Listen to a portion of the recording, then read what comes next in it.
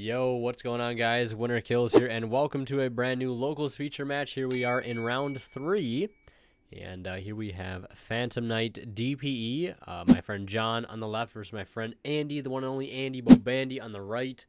The Phantom Knight deck profile actually went up last week. It should be on the channel. If you guys want to check it out, it is there. So, this Cyber Dragon player was actually on the feature match last round, too, in the mirror. And as they get started here, let's take a look at the poll results. Ask you guys who you thought was going to win, like always. And it looks like you guys were voting heavily in favor of Phantom Knight DPE. Can't say I blame you guys for voting like that. Let's see if you guys are correct. You guys were correct in round 1. And there was no poll for round 2, obviously. So let's see if you're correct. You guys get a freebie, right? For round 2, you get a freebie. You don't got to make any predictions, okay? Taking it easy on you guys. And here's your chance to be XO on the week. So we're going to see an Ash on Graph. Now, there's a lot of good places to actually go ahead and hit the Phantom Knight deck, and that's definitely one of them.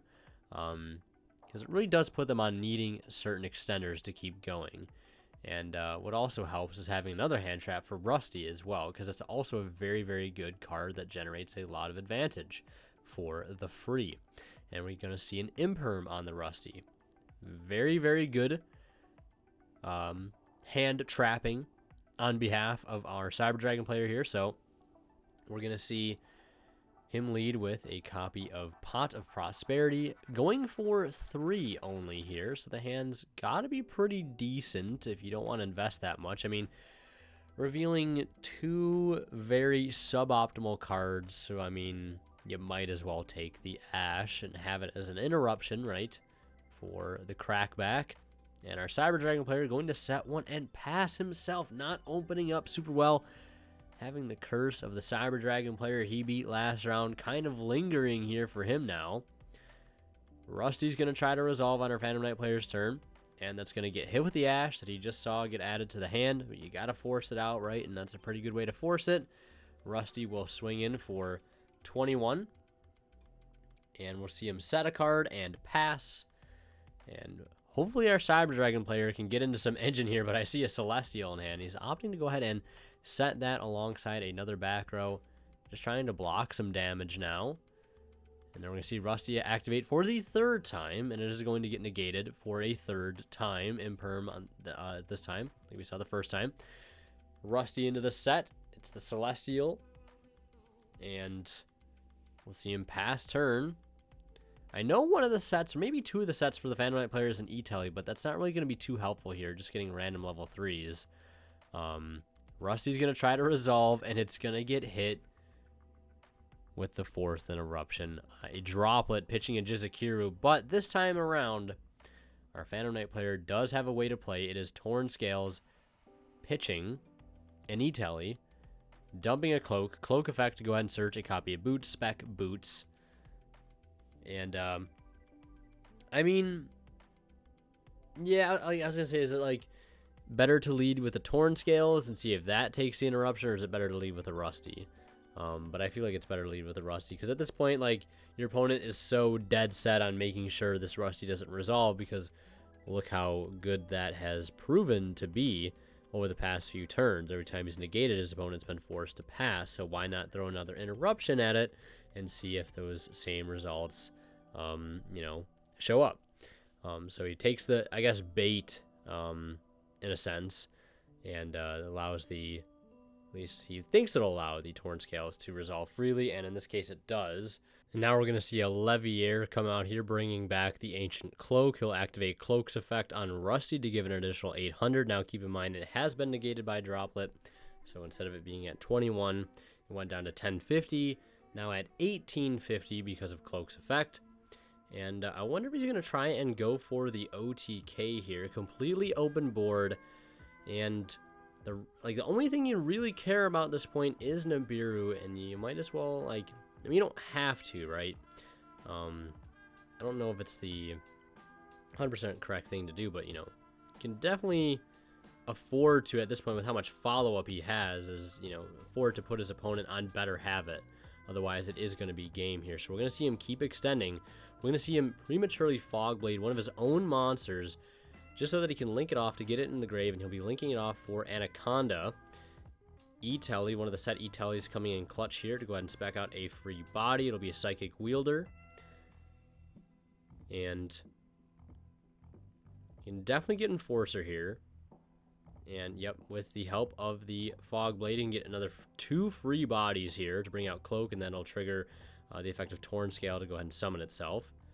And then we're going to see him go for a rank 3 in the form of Breaksword. So it has 800 from the Cloak, 500 from the Anaconda, 1850 from the Rusty, 2000 from the Breaksword, and 2500 from the Enforcer, which isn't game. I believe this comes to 7650. Yeah, that is game because he took 2100 earlier. So yeah, that is game. And going for the OTK, going for it successfully there. And we're going to see Phantom Knight take game 1 after a very, interesting start to the game. A lot of back and forth, a lot of struggling on both players' behalves to find engine. And as they get started here in game 2, a quick mention of the ways that you guys can support the channel outside of just watching content. You can use my discount code WinnerKills10 at checkout on ImperiumDuelist.com to save 10% off your entire order and support the channel, or you could use the affiliate links I have to TCG Player or the Coldest Water anytime you guys shop and check out using those links. A small bit of the revenue from your purchase will go right back into the channel and helps out a ton. So we're going to see Cyber Dragon lead here, going for Core to go ahead and allow him to search a copy of Overflow. And then we're going to see Galaxy Soldier, hers very, very good 2-card combo here. And I think we might just see the Infinity Enforcer setup here, which is going to be a pretty nice board to have to start off game 2. I see him go into the Infinity, and it doesn't look like our PK player open up too hot. I did see Seer and Graph and Red Reboot in the opening hand. Yeah, not like seeing Seer and Graph. I mean, seeing them together is not terrible. I don't think you can complain too much about seeing Seer and Graph together. I mean, like, it's not terrible. Like, it could definitely be worse. Now, seeing one or the other, that's a different story necessarily. But seeing both of them, I feel like, you still have a free Cherubini there. Yeah, we're going to see him link into the Anaconda. Anaconda pay 2k. Going to go ahead and dump the bricks and the fusions for the Enforcer. Ending on Infinity Enforcer with the Celestial follow-up and the copy of Cybernetic Overflow. Now we're going to see the Infinity go ahead and absorb the Anaconda. And we'll see him set 1, 2, and 3 back row here. Now, Cyber Dragon has he top deck Celestial. You hate to see that. Now, Cyber Dragon is no stranger to siding in Floodgates, things like Summon Limit. Yeah, wouldn't be shocked if that is a possibility in the back row. Imperm, we know, is in the main deck, and we know the Searched Overflow. So, we'll see him normal summon Seer, activate the effect of Graph in hand to go ahead and special summon itself, and looks like we might see something here. We're going to see the Summon Limit and a Frame 1 Red Reboot. Gladly paying half to go ahead and flip that down and let his opponent have another trap. But now the pressure is on here. You've just paid half life points. You still got to worry about Infinity. You still got to worry about Enforcer. And you've just given your opponent back their Summon Limit and another trap on top of that. So you've got to really push through this board right now, or it's just going to be game next turn. Going into the Cherubini, and we'll activate Graph, or activate Seer rather, to revive the Graph. And now the Cherubini has protection, and as does the Graph, because it is being pointed to by the Cherubini. I guess, technically if you wanted to pop the Cherubini here with the Enforcer, you could just use the inherent effect of Cherubini to protect it by just sending off the Graph, and it looks like that's what will happen here. We're going to see him activate Cherubini. Do I see Dasher in hand too? There's no way. There's no way Seer, Graph, Celestial, and Dasher are all in the hand here. But he did see Red Reboot. Pretty nice, but when you're staring down 4 back row and an Omni Negate, yeah, that's kind of an uphill battle. Kagamucha Knight and Celestial and Dasher in the... Oh my goodness, that is just rough. That is rough, and yeah, no surprise to see our PK player there go ahead and admit defeat And we're going to move on to a game 3 where Phantom Knight is going to take the lead. And we'll see how well they open. Hopefully anything better than the last hand, because that was absolutely atrocious. We'll see him normal summon Torn Scale, follow up with Emergency Teleport. You can see Solemn Judgments are in the main deck now, post side. Very, very strong side deck card. I've always been an advocate recently anyways for Solemn Judgment in the side. For any sort of mid-range combo deck even, or even just any deck, honestly. Having Solemn Judgment in the side deck is just so good, I feel like. You Judgment a Droplet and you actually just win on the spot. Or Judgment any sort of blowout board-breaking card, or having outs of things like Mystic Mine with it, or just siding it against back row decks to stop Sanguines and, you know, Pot of Extravagances, whatever it may be. Just a very, very good all-around card. Simply just saying no to pretty much anything. So now we're going to go ahead and see him link off the Cherubini and the Seer.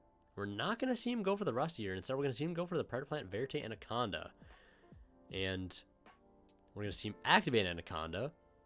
And this is just bait, I assume, to force out Imperm. And it looks like it is going to work here in his favor.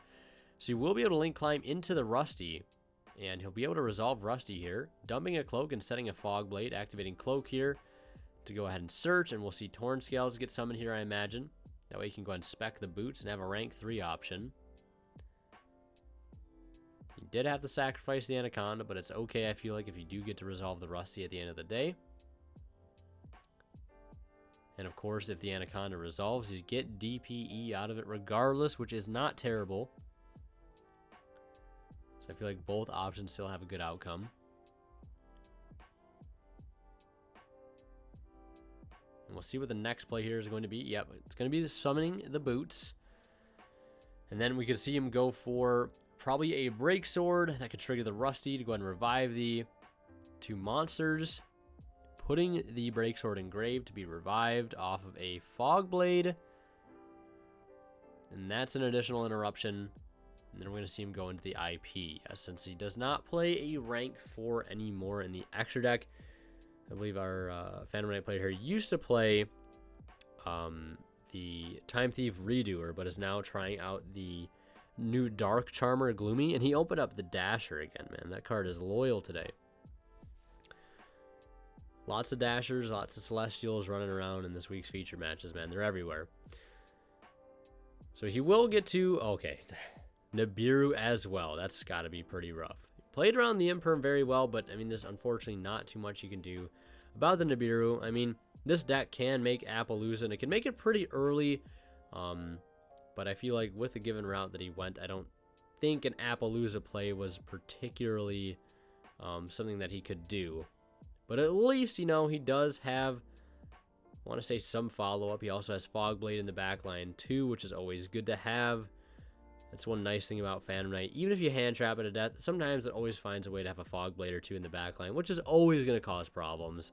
Whether it's negating your monsters or they Fog Blade their own monsters so they cannot be attacked, right? Kind of, you know, slows things down regardless of what they're being used on. We're going to see our Cyber Dragon player start with Prosperity 4-3 again. And revealing a Celestial of his own. And we're going to see him add a copy of Machine Dupe here. We'll see him normal summon Cyber Dragon Hers. And this Machine Dupe could go in right now. And we might see him burn a Fog Blade on it, just so he is forced to summon more copies of Hers instead of Cyber Dragon. It looks like that's exactly what's going to happen. So he will not get to summon Cyber Dragons, but he will instead be able to summon Cyber Dragon Hers, which, I mean, whatever, right? You know, you still get free 2 bodies on field, right? I feel like if your Machine Dupe resolves, regardless of what it's summoning, it's still just a huge plus at the end of the day. Especially if it means it's burning a Fog Blade on the other end, too. That's really, really good value there. So we'll see him spec out the 2 Hers. Still has to worry about 2 other back row here. Of course, Anaconda is always on the table. See him go ahead and link 1. And, you know, Fog Blade is being put back in the grave, but now that he doesn't have to worry about Rusty, you know, he doesn't have another interruption potentially being made here, being made live. So we'll see him link off the Hers into a Relinquished Anima. Hers will trigger Engrave to go ahead and search a copy of regular old Cyber Dragon. And the Relinquished Anima will not copy the attack stats, attack and defense stats of the token because of the properties of the token, or of just tokens in general, but it will out the token, which is what actually matters the most here. Yeah, that's all that really matters. And that's going to be important because it's going to open up the field to possibly put on a decent amount of damage, especially since his opponent is at 6k because he did pay for Anaconda. Things could get out of control here, and he will go for an Anaconda of his own. We'll see if it is going to resolve or not. He'll pay the 2k. Or looks like actually not even getting a chance to resolve. It looks like on the summon, we're going to see Nibiru and then chain wings on the Anaconda. And I'm assuming he's doing this just to get the wings in the grave. To have follow-up here in the end phase. He says, you know what, if you're going to nib me, I'm going to nib you right back. And we'll see if our Cyber Dragon player has anything in response here to follow up. Both players throwing interruptions at each other left and right here. Gotta love some good interactive back and forth gameplay. And like I said earlier in the video, this Phantom Knight deck profile is available on the channel if you guys want to see it. Because he did go undefeated that week that I recorded it. And I do typically record undefeated profiles at my locals every week, at least I try to. And yeah, end phase, we're going to see Fogblade and Wings. Breaksword will trigger to pop the set, which is a droplet. That's pretty huge. And he'll also get to trigger out the Torn Scales.